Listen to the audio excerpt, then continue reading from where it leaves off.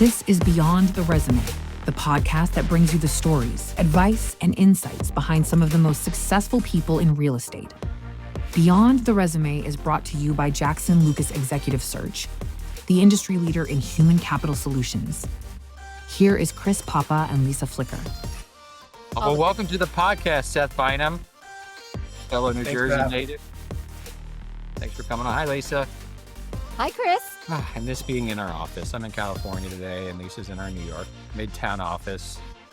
And Seth lives... Are you in your office today, Seth?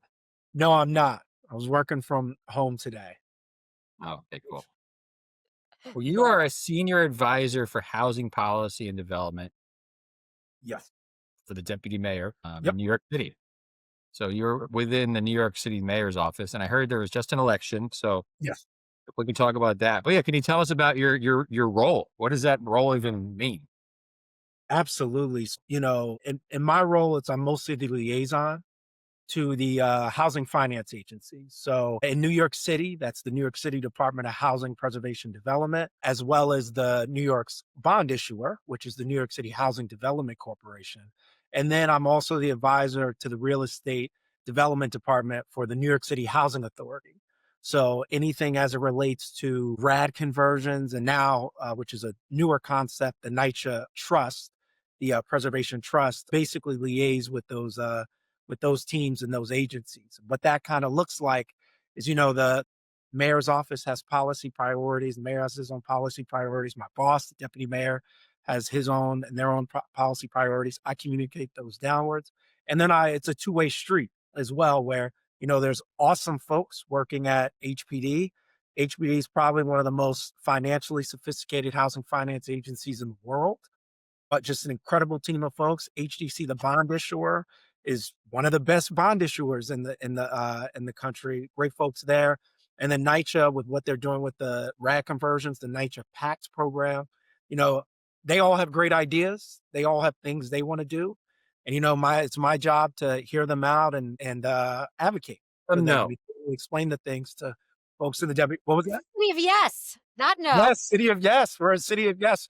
I mean, not for nothing. Technically speaking, we're the most pro-housing administration in the history of New York City. But it's been, you know, those agencies I just said, but also the folks at the Department of City Planning, DOT, DP. It was a whole city of yes. You know, it took a lot of yeses in a lot of places to get it done. But so I mostly work on the housing finance issues here. So essentially, my job is to make it easier to build and finance. You know, we need housing in New York City, not just affordable, but market rate everything. And it's my job to just make it easier, because it's a bit too hard, as I think a lot of people probably listening would probably agree with as well. It was interesting there. I was at a conference here in New York yesterday, and they were all talking about like what the greatest risk is in developing in New York City right now. And, you know, across the board, everyone was just saying political risk. So absolutely. In terms of time, the political risk, you know, environmental review takes forever. I mean, we have, even just for affordable housing, we have a lot of amazing affordable housing developers in New York City, really sophisticated. And that creates a system where our bond pipeline, we have X amount of bonds, 4% of LIHTC, and we are oversubscribed. We have a very long pipeline. That's a big part of my job, is trying to make that go more smoothly and try and working with the agencies to figure out ways to just, you know, shorten the time period and at least make it go a little bit more smoothly for developers. You know, it's been really amazing. And I've spent my entire career in New York City, you know, building affordable housing, new construction, preservation side. Obviously, I'm biased, but I think, you know, New York City, in terms of the developers, the affordable housing developers, market rate developers, and New York City are some of the best in the world. Folks flock here to build, and we have the smartest minds trying to build here, and it is still very hard. It is still extremely difficult. And so I've been honored to kind of play a role in just trying to help, just trying to make it easier to build. It's really too hard. I think every single person, tenant, developer, elected official will say that in New York City, it's just too difficult to build. I think everyone has walked around and sees vacant lots and wonder why they're there in a city with a vacancy rate of 1.4%. There shouldn't be any vacant lots, and we have a lot of them. And, there's a lot of issues and things that go into why that is. But, in my position, I play a small role in just trying to help make it easier. What have been some of the initiatives over the last couple of years? Absolutely. I think in terms of like, once again, city of yes, like I cannot, I, I cannot stress how monumental, like just changing the New York City zoning code, it essentially was the thing that a lot of other administrations have tried or have definitely kicked around the idea and didn't officially try. But getting that done was absolutely huge. I mean, and it's the benefits of it isn't going to be seen. It's not the type of thing that's going to be seen in the next 2, 3, 4 years. It's going to be something that's going to be seen in the next 10 years, 15 years, 30 years, which in development, that's a pretty reasonable amount of time in the development world. But I think with City of Yes, that has been just monumental. And I think like even from the non-technical standpoints, I think it showed a paradigm shift, in how we think about housing. Like, I've been in this business for 10 years now in New York City. And, 10 years ago, it was, hey, we need to build, but it has to be 100% affordable. Or we need to build, or it has to be deeply affordable. It can't be market rate. And now 10 years later, and obviously that comes from a paradigm shift at the national level as well, but in New York City, 10 years later, most likely due to just need and folks seeing that the ways that we were building, all the rules, all the political rules put on things were not working. But now it seems like folks understand, we need more housing. All housing is good housing. More housing is good housing. So that's from your market rate, your mixed income buildings, your 100% affordable. It seems like there's been a really great paradigm shift where, I used to be the crazy one at dinners with friends constantly talking about housing policy 10 years ago. And now, everyone Right. everyone has an idea. Everyone is like, hey, this City of Yes thing, like, hey, parking minimums, let's get rid of them. And I'm like, Right. hey, welcome to the movement. Welcome to Right. the There's been a lot of things like technical things in terms of City of Yes. And I think with this overall paradigm shift, we're going to start seeing a lot more things. And, you've seen it around the country. A lot of folks, a lot of places are getting really creative with how they fund things, like talking about places in like Maryland, I think has done an incredible job, specifically in Montgomery County there, and like finding like, a new way of redefining what a public-private partnership looks like. I think like that you're seeing them pop up all around the country.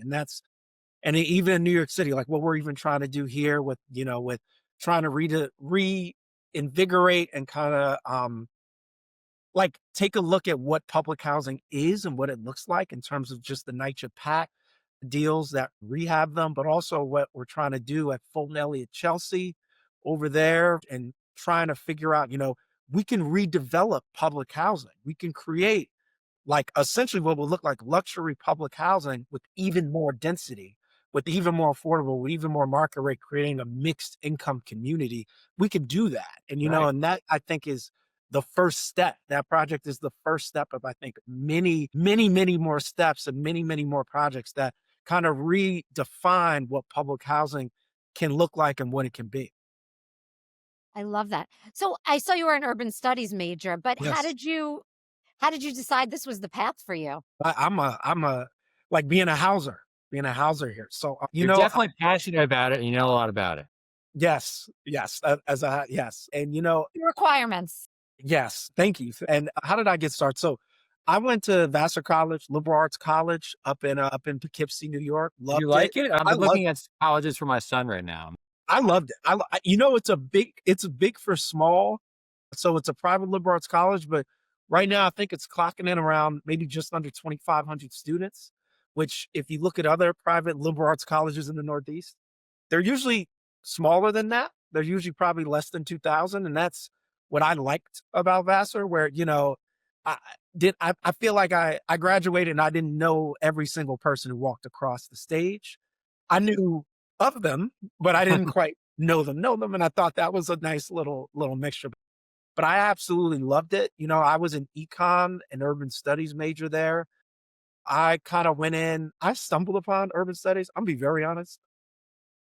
I played basketball at Vassar, and there was a snafu my freshman year, first semester with the registrar, where I only got into 3 classes. You needed 4 classes to be a student. And the coach was like, "Hey Seth," first he's like, "I see you got how's your classes?" I'm like, "They're going well." He says, "Well, you're technically not a student.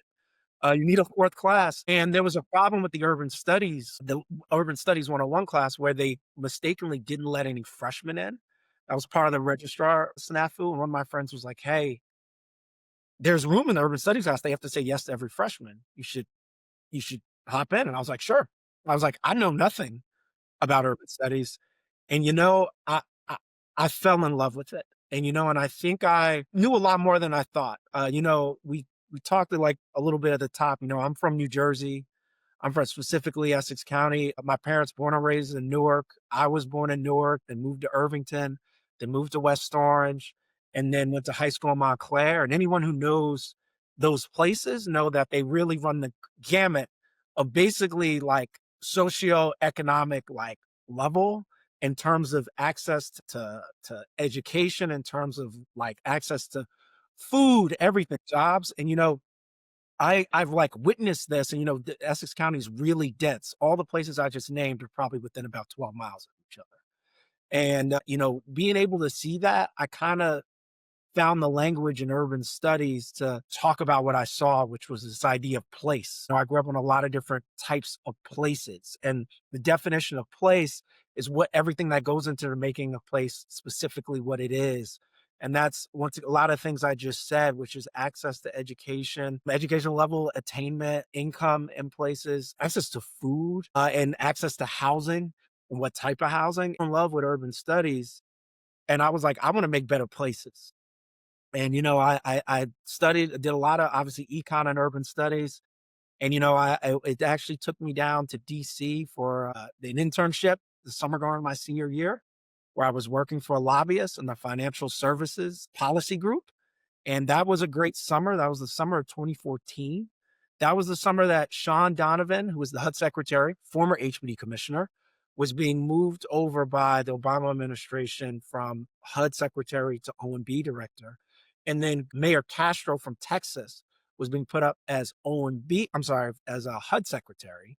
And there were a lot of hearings that summer about GSE reform on Fannie and Freddie. All the lobbyists I worked for, and frankly, to be perfectly honest, back then, no one in DC cared about housing policy. And all the lobbyists I worked for knew nothing about housing policy. They said, "Hey, intern, watch these, summarize, write a memo about the important things. Like try and make it a page 2 max." I watched the hearings on Fannie and Freddie, and man, I fell in love with the secondary mortgage market, which is crazy for probably a 21-year-old to realize. And then watching the HUD, watching the Sean Donovan's hearings, talking about what he did at HUD. I even went further back to what he did at HPD, talking about Mayor Castro, talking about what he was doing in his city in terms of creating affordable housing. And like watching this, my memos were it was like 8 pages. They're like, "You need to learn how to be concise." I said, Yeah, you need a chat GPT. challenge me. Right.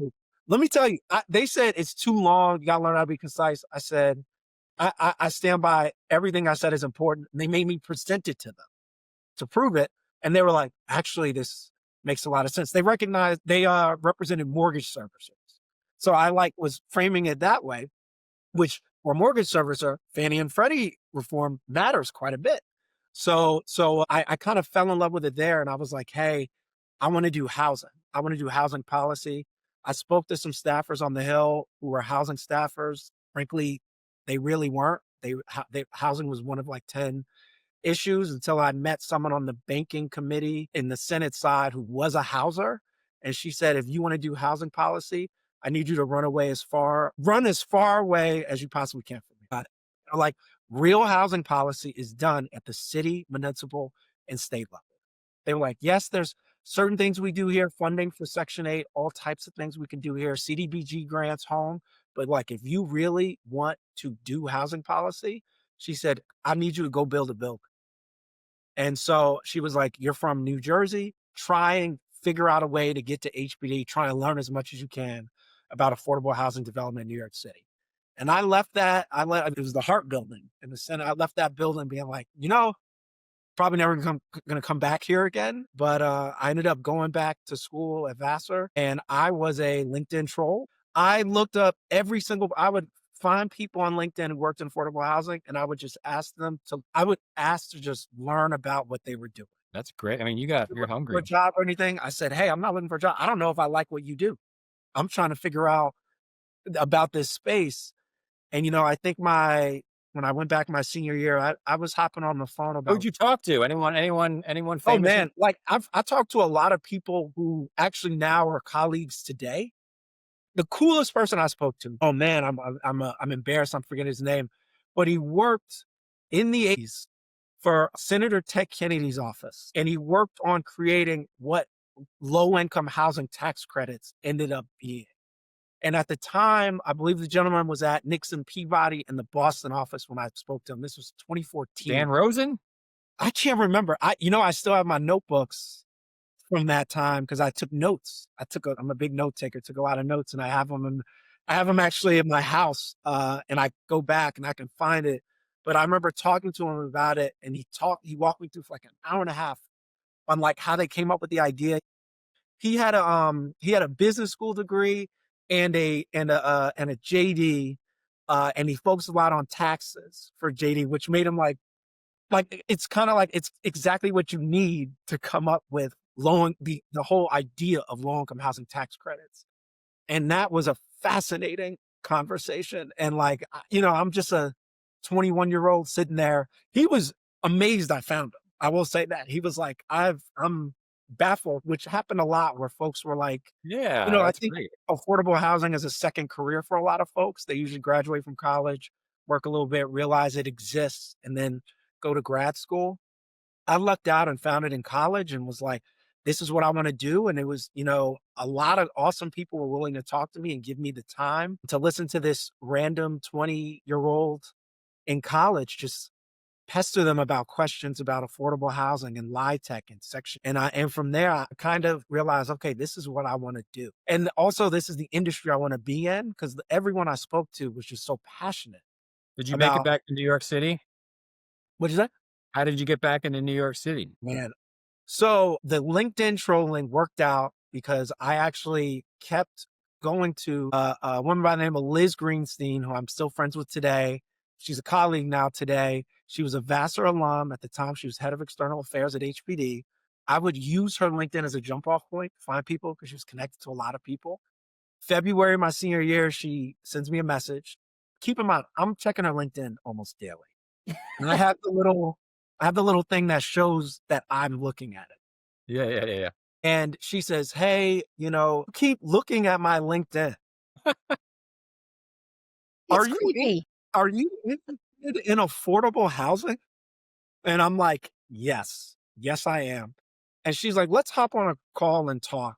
And basically, she hopped on a call with her and her best friend who also who was an assistant commissioner, Leora Jontiv was assistant commissioner at HPD at the time, who now works for Health and Hospitals, working on their affordable housing development there, which is amazing work. They were both Vassar alum. She was a Vassar alum as well.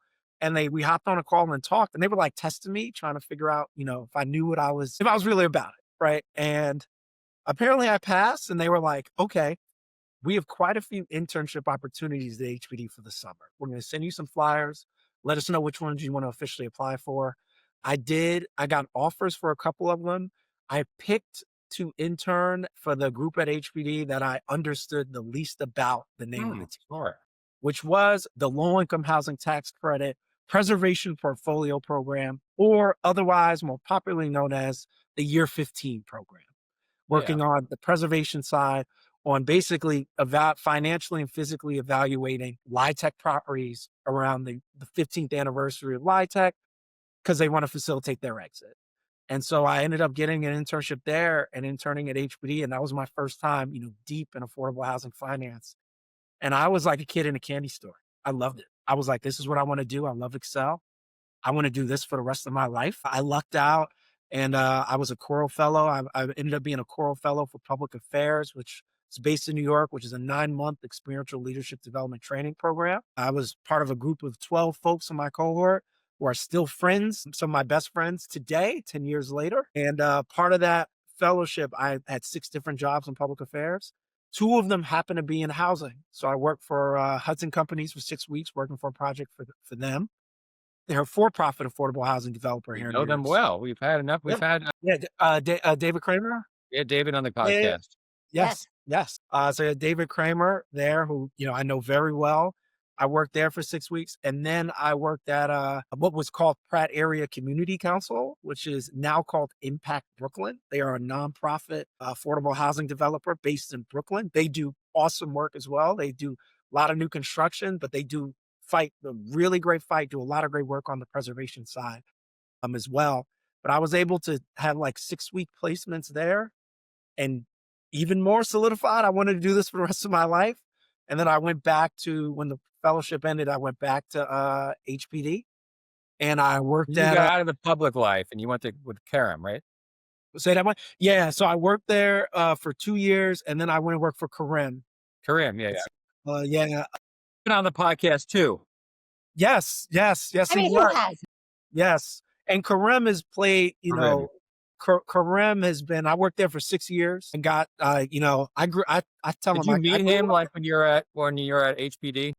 I met him actually while I was in Coro, because even when I left college, I still stayed on my LinkedIn trying to talk to as many people. Brian, I found Karim because at the time he was featured in an article about Harlem, and it was a Black owned affordable housing developer, which is like a unicorn in this business.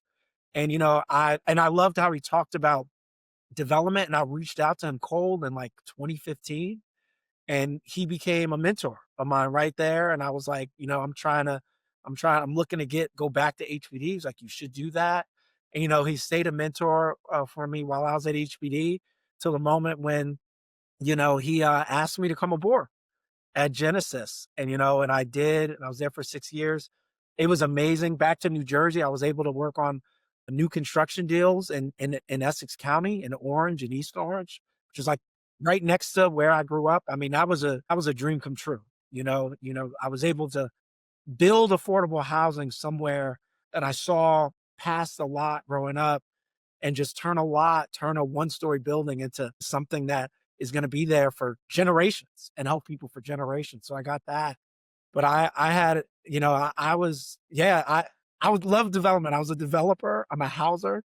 I was there for 6 years working, doing a lot of great work. And then, I saw this position open up, and I spoke to the folks in the deputy mayor's office. At the time, it was Deputy Mayor Maria Torres Springer, who's amazing, by the way, that was a dream come true working for her, because she was actually the commissioner of HPD when I was there. And it was awesome. So that was a real full circle, moment, being really low on the totem pole at HPD, and then being in the position where I am now, where I get to really help and create more housing.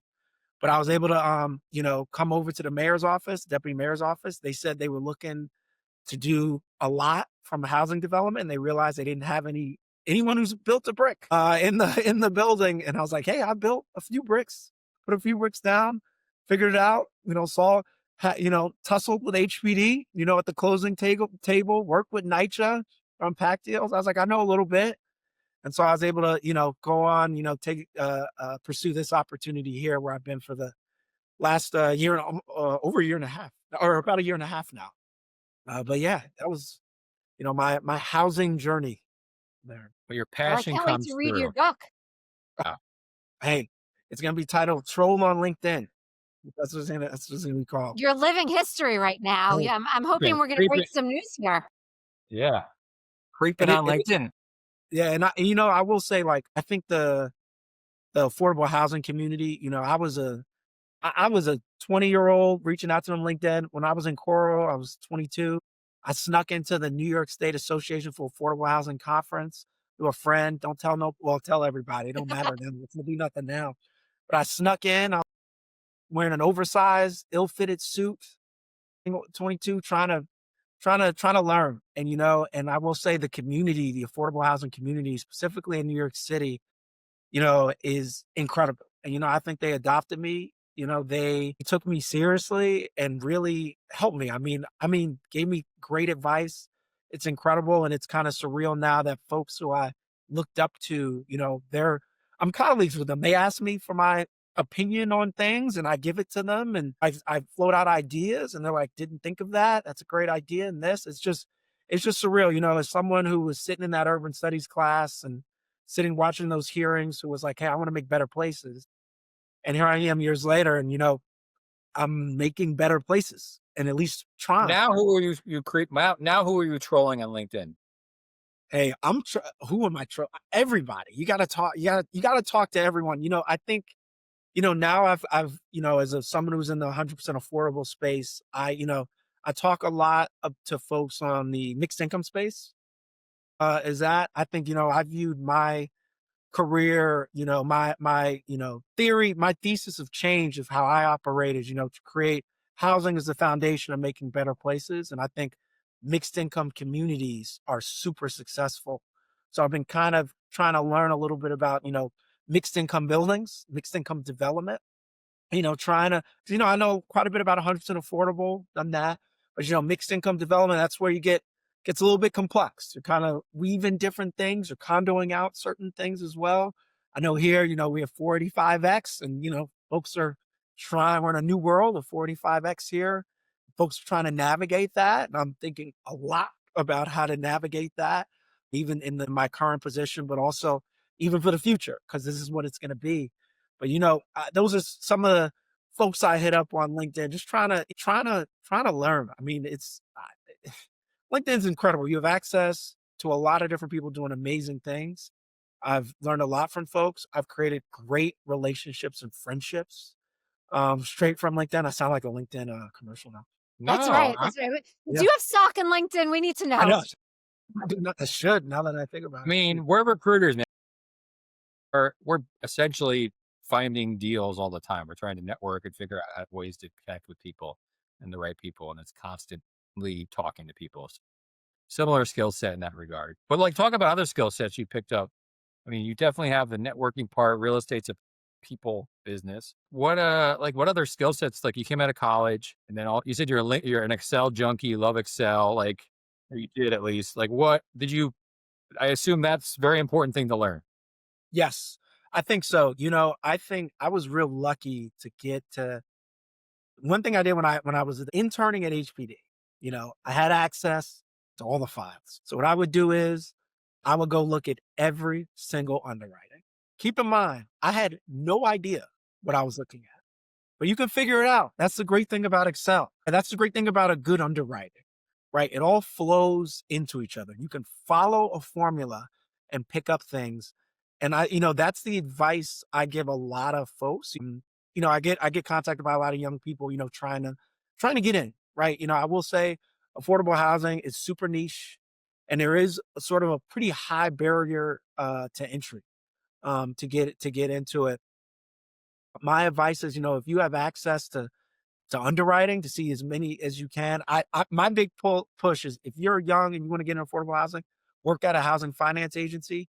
You will be overworked and underpaid, but you will learn a lot. And frankly, you will be in a lot of conversations, making a lot of decisions that you probably are not that qualified to do. But once you make a decision, something good happens, you're officially qualified. Is how I viewed it.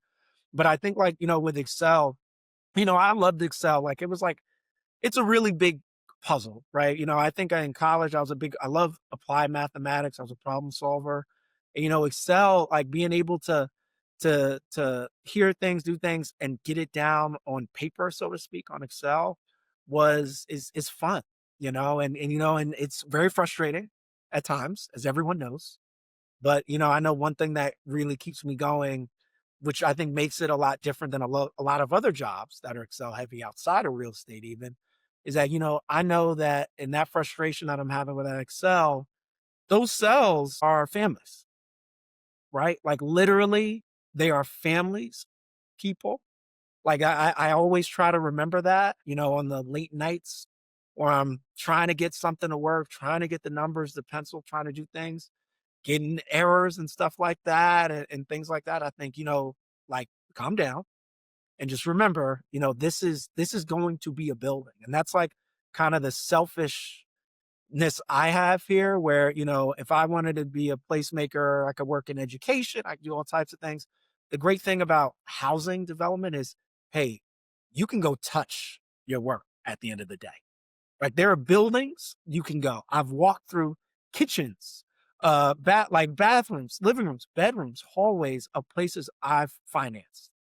And like that right there, that keeps you going. Like that really, really keeps you going. This is a hard business to be in, especially affordable housing. You are at the whims of economic issues. You're at the whims of political issues. It is tough.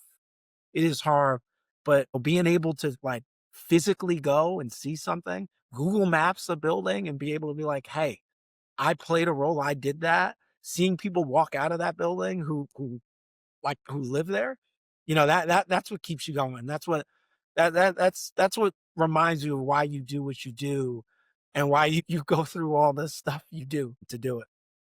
I love your passion. I can already tell you must be great at what you do. So obviously we all hear all the headlines of what's going on in New York City, but what's it like day in and day out in the office? What are you doing? What are you seeing? Hey, as we're recording this, it's December, which anyone in the affordable housing community in New York City knows it's closing season. It is closing season. If you have deals with HPD or HCR at the state level, you are closing. You are probably closing it this month. So a lot of my job is, like I said earlier, I'm the liaison to the housing finance agencies, but I'm also liaison to the housing community, at hand. So I get a lot of incoming either from HPD via where they're like, hey, can you get an update? Because, like, as you all know, the amount of approvals you need from various parts of the city are, if you could see the list, it's crazy. You need it from everywhere. And sometimes I've noticed in this job, I've created a lot of great relationships with folks at the other agencies, my fellow public servants at DEP, Department of Environmental Protection, and DOT, Department of Transportation. I've made great relationships with them because, sometimes, we're trying to get status updates on certain approvals, just trying to communicate. HPD is trying to communicate effectively to developers about what's going on. And if there's one thing I've learned, well, the first thing is every single agency is understaffed and overworked. But one thing I've learned, as a developer, I tell developers this, a lot of times it comes down to your approval is sitting on someone's desk who is buried, who is absolutely buried. And, and they don't know the priorities. They don't know the timing of things. And a lot of times my job is just checking in on stuff. And then folks saying, oh, yes, we will get that out. Sorry, we're dealing with this other fire over here. We'll get that out. Yes, like that is done. It actually should have gone out. And it's a lot of that. And so right now I'm kind of pretty deep into that. We're working with, with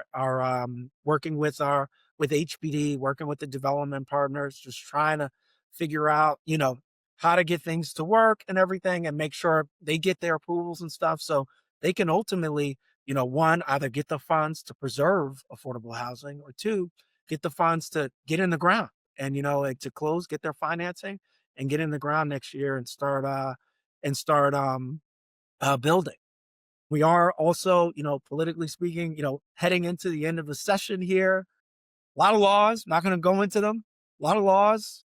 Council trying to do a lot of housing laws. A big part of, my job working with HPD folks, just negotiating, talking to them, getting them the information so they can make the best decisions as well. So there's a lot of that. That's the yeah, I'm not gonna say the fun stuff. It's fun sometimes, but it's also sometimes not fun.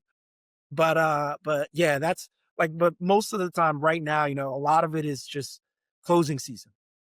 Just working with our agency partners, with my agencies and the community in hand, just trying to get things done. That's what we're all trying to do. We're all trying to build. We're all trying to get there. Well, Seth, if you think building affordable housing in New York City is tough, you ain't seen nothing yet, my friend, because you've just sat on the hot seat.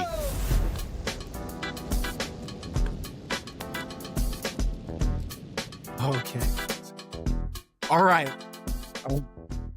I think he's Might have to unbutton that top button, Seth. I know. I'm like, okay. I think I'm, let me just Relax, take it easy, deep breath. All right. All right, So, we're going in. would love to hear, Seth, what you're reading or podcast you're listening to, what you have going on these days. Absolutely. I'm a big reader. I'm a very big reader. I made it 3 years ago, I made it a New Year's resolution to read more, and I read a lot. So like some of the things, recently in the past 6 months that I've read, I read Abundance. I think everyone knows Abundance. Well, tell people they should actually read what is it called now? What is it? Tipping Point. Why Nothing Works. I think that is a great book that came out earlier this year. I read that. Ezra Klein, is that one? No, that one is by Mark Dunkelman, actually. Mark J. Dunkelman. It came out around the same time as Abundance. I think if you read Abundance, I think Abundance is a great primer to, why we are not building enough, why we're not doing enough. And then I think Why Nothing Works really goes into like the real political, it starts off with the real political theory and legal theory about, literally Jeffersonian and Hamiltonian like governance in terms of like, do you want grassroots versus like experts making decisions? And it kind of goes into things like NEPA and all types of things. Like it goes in environmental review in California, all types of stuff. It talks about Texas, Tennessee. Highly recommended for anyone who kind of wants to level up one after Abundance and really figure out like the real problems why nothing is really is working, and therefore nothing is really getting built. You listen to any podcasts? I only listen to one. I listen to the Housing Problem. Me too. Yeah, the Housing Problem. Love that one. They're great. Kirk and Raphael. I mean, I hope one day. Raphael's been on this podcast. Oh, okay. Yeah. I hope one day I could be won't come like on. them. Huh? Kirk won't come on. He won't come on. Kirk won't come on. We gotta get Kirk on. But I think they are great. One day I want to be, I hope to be like them when I grow up. Like in terms of the knowledge and the things that they've accomplished. So I listen to that. I'm currently reading. I just finished New York, by Thomas Dijah, I believe his name is. That's mostly on the history about from the 70s or so to around 2010, the history of New York City. Absolutely an amazing book if you're a New York City buff.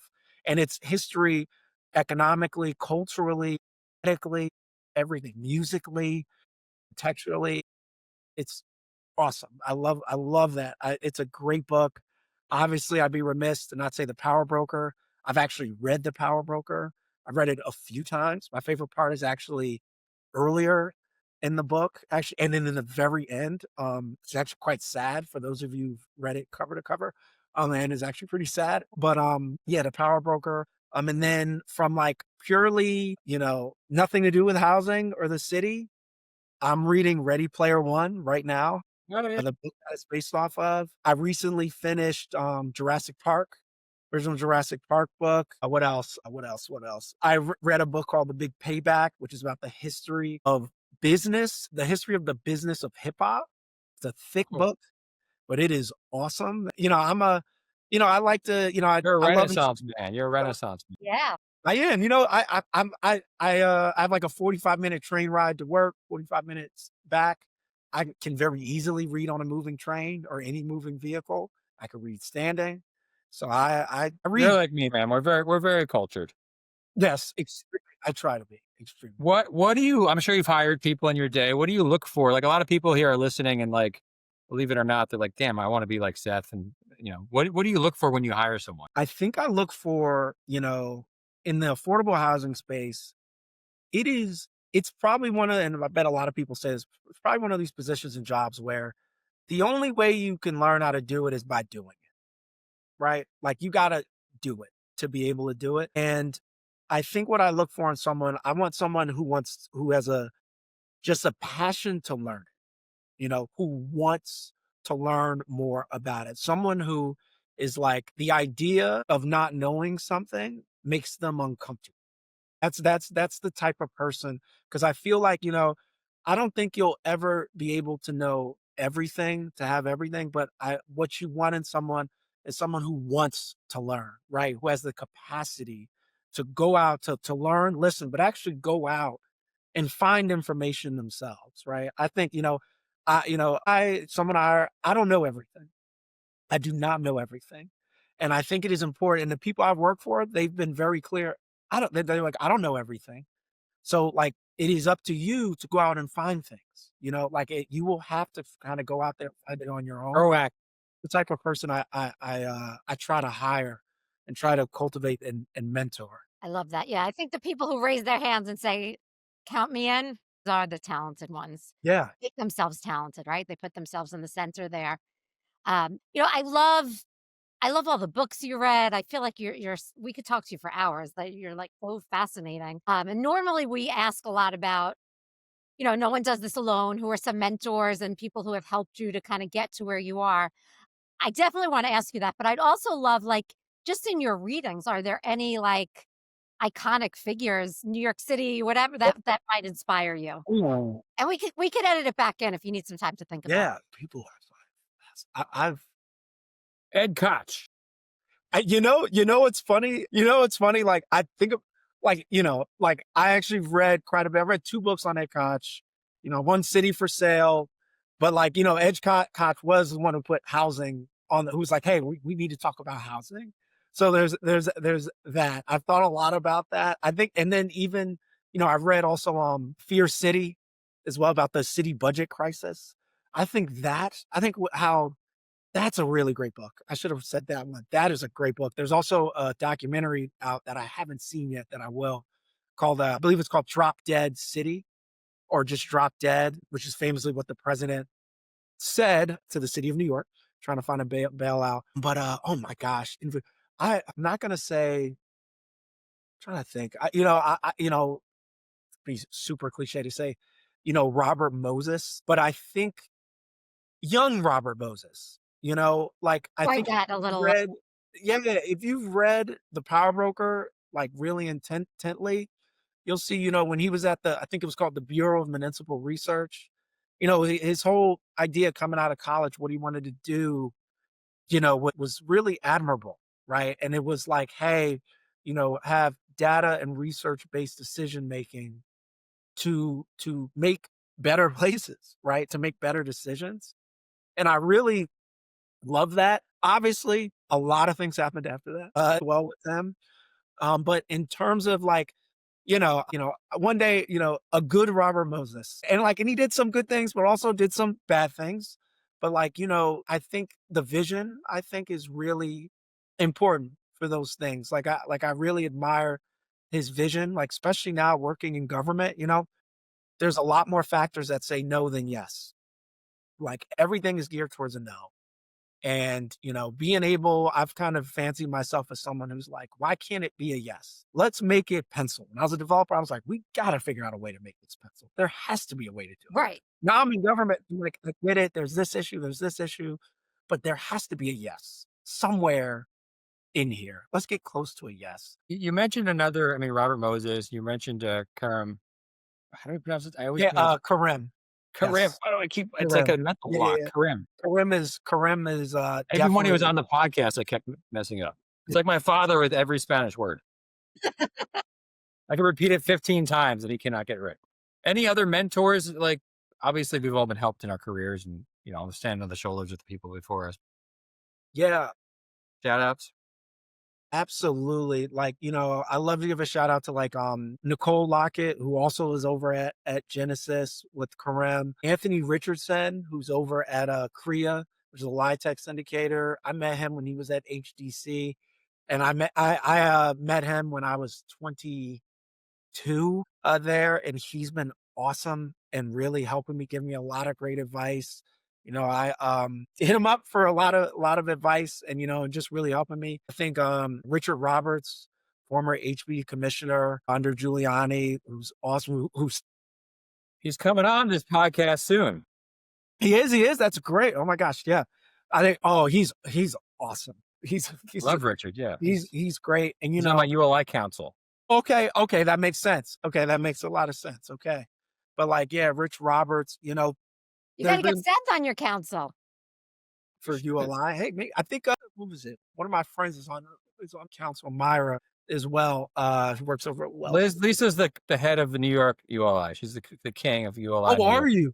Sometimes I feel like it. I'm actually not. But sometimes I'm like, do I do more work for this volunteer job or for my okay. So I know Myra, there's Will Ennis, who's over at HPD, Chief of Staff of Development. Yeah, come on over. Why don't you come work closely with him? We should go or do a panel or something with them. Yeah, let's get you. I would love to. I think I did a ULI panel when I was at Genesis about. This is Beyond the Resume, young ULI, the podcast that brings you the stories, advice, and insights behind some of the most successful people in real estate. Until they basically made me leave. Beyond the Resume is brought to you by Jackson Lucas Executive Search, the industry leader in human capital solutions. So I was like the resident. Here is Chris Papa and Lisa Flicker. I was on it with two people from NYCHA. And then I sat there with the NYCHA PAC developer and was able to talk a little bit about that experience. Seth, it's great to get to know you better. We've been in our same stratosphere for a while. Great story. I can definitely feel your passion, and it's an awesome career, and I look forward to seeing how it grows.